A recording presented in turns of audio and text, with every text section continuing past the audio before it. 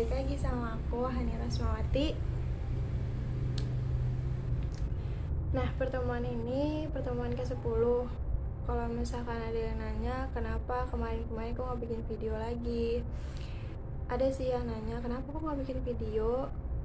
Itu karena belum dikasih tugas, karena masih liburan. Nah, sekarang kita balik ke rutinitas. Pokoknya stay tune terus like, terus subscribe, jangan lupa komen, terus share kalau misalkan bermanfaat ya. Nah, di sini aku bakal bahas tentang pajak masukan dan pajak keluaran PPN. Berdasarkan Undang-Undang PPN pasal 1 ayat 24. Nah, yang dimaksud pajak masukan adalah PPN yang seharusnya sudah dibayar oleh pengusaha kena pajak karena perolehan BKP. Apa itu BKP? BKP itu barang kena pajak atau JKP. JKP apa? JKP itu jasa kena pajak atau pemanfaatan BKP tidak berwujud dari luar daerah pabean, dan atau pemanfaatan JKP dari luar daerah pabean atau impor BKP. Tahu kan PPN itu apa? PPN pajak pertambahan nilai, teman-teman. Nah, berdasarkan Undang-Undang PPN pasal 1 ayat 25, yang dimaksud dengan pajak keluaran adalah PPN terutang yang wajib dipungut oleh pengusaha kena pajak yang melakukan penyerahan BKP, penyerahan JKP, ekspor BKP berwujud, ekspor BKP tidak berwujud, dan atau JKP. Di sini juga ada tentang Undang-Undang PPN pasal 9 ayat 2.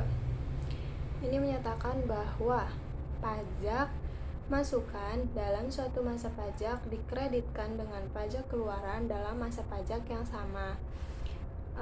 Untuk Undang-Undang PPN pasal 9 ayat 2B itu menyatakan bahwa pajak masukan yang dikreditkan harus menggunakan faktur pajak yang memenuhi persyaratan sebagaimana yang dimaksud dalam Undang-Undang PPN pasal 13 ayat 5 dan ayat 9.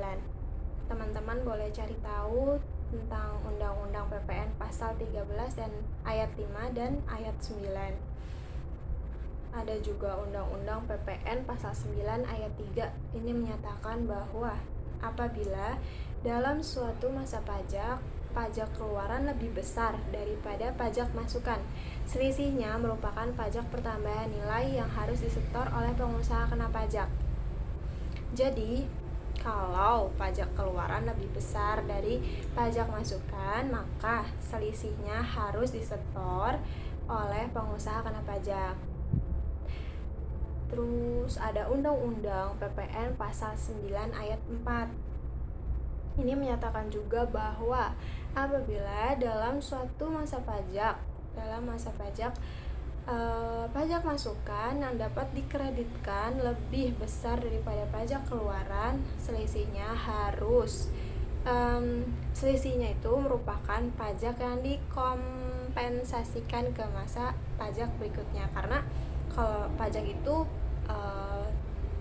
ada berikutnya ya gitu, jadi bisa dikompensasikan ke masa berikutnya. Dan kalian harus ingat, jika PM pajak masukan lebih besar dari pajak keluaran, maka itu adalah pajak lebih bayar. Nah, jika pajak masukan kurang dari pajak keluaran, maka pajak itu dinyatakan kurang bayar. Contoh, di sini ada contohnya ya. PT Mikita Cookies telah dikukuhkan sebagai PKP, dan berikut ini informasi berkaitan dengan pajak masukan yang telah dibayar pada pajak keluaran yang dipungut selama 1 semester. 1 semester itu berarti 6 bulan ya, teman-teman. Nah, di sini bulan Januari 2014, pajak yang telah dibayar saat perolehan BKP itu 6 juta. Pajak keluaran yang telah dipungut itu 3 juta nih ya. Januari 2014, pajak keluaran itu 3 juta, pajak masukan itu 6 juta. karena pajak masukan lebih besar, maka ada PPN lebih bayarnya. Jadi 3 juta. Nah, kalau 3 juta di dalam kurungnya itu merupakan pengurangan ya. Nah, bawahnya juga Februari 2014 itu pajak keluarannya 7 juta, pajak masukannya 6 juta. Nah, di sini ada karena pajak keluaran lebih dari pajak masukan, maka PPN kurang bayarnya itu 1 juta. Nah, kompensasi tadi kan lebih bayar 3 juta. Jadi kompensasi PPN lebih bayar dari Januari 2014 itu 3 juta. Jadi PPN lebih bayarnya itu 2 juta. Nah, ini akan dikompensasikan ke pajak berikutnya gitu. Begitu juga bulan Maret 2014, April 2014, dan Mei 2014 dan seterusnya. Mungkin itu aja yang dapat aku sampaikan buat teman-teman semuanya. Stay tune. Udah, itu aja. Bye.